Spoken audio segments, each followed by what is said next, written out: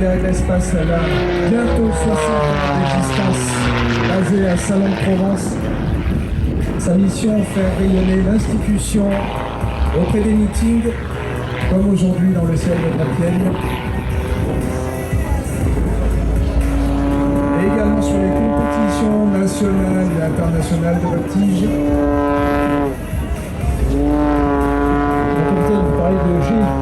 Comment faites-vous pour résister à ce jeu? J'ai le facteur de charge. Il faut savoir qu'on est tous sur la planète Terre à 1G, donc on pèse une fois le poids de notre corps, donc environ 80 kg pour Bryce. Les changements de trajectoire que lui permettent de faire sa machine, eh bien, vont lui permettre de multiplier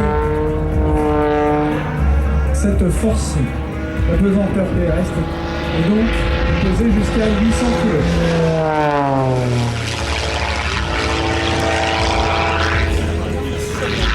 Donc 800 kg vers le bas, c'est-à-dire que le pilote est écrasé dans son siège.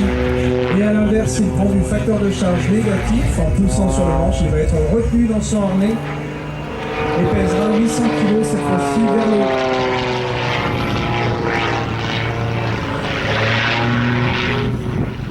Les techniques pour résister à ça, ce sont les abdos. Absolument, donc pour résister au facteur de charge positif. On n'a pas de pantalon anti-jeu dans notre avion, donc la seule solution, eh bien, c'est de gagner sa ceinture abdominale pour retenir le sang dans les parties hautes du corps et limiter ainsi les phénomènes de voile gris, de voile noire.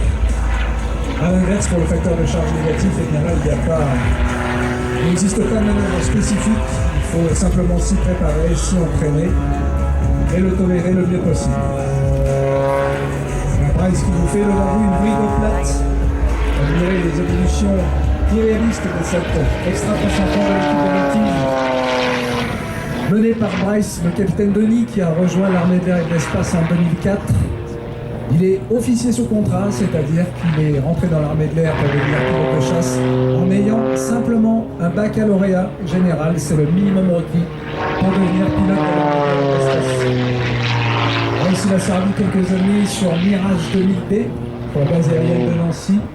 Il a ensuite été instructeur en escadron d'instruction en vol sur TB30 Epsilon et ensuite sur Sirius avant de rejoindre l'équipe il y a 8 ans maintenant. Et Bryce est depuis l'année dernière le commandant de l'équipe de voltige de l'armée de l'air et de l'espace. La plus petite unité aéronautique de notre armée d'air et d'espace, c'est l'équipe de voltige d'armée de l'air. Donc Bryce, lui, est pilote de chasse. Mais au sein du voltige, pas forcément d'être pilote de chasse, mais il y a aussi des pilotes de transport, mon capitaine. Absolument, on a tous des cursus différents. On a 2 pilotes de chasse dans l'équipe actuellement, 2 pilotes de transport, ce qui nous permet bien de discuter avec le public et de représenter au mieux les différents cursus de pilotes de l'armée de l'air et de l'espace. Et il en est de même pour nos 7 mécaniciens, ils viennent tous d'horizons différents, du Rafale, du drone, du transport, ce qui permet eh bien, de représenter au maximum les cursus possibles dans l'armée de l'air et de l'espace. Oui, effectivement, on a parlé des pilotes, on a parlé de la machine, mais effectivement, le critique manquait de mécaniciens. Sans mécaniciens, l'avion ne serait pas dans le ciel aujourd'hui. Tout à fait. Donc aujourd'hui, notre extra est remis en œuvre par Morgane, l'adjudant-chef Morgane.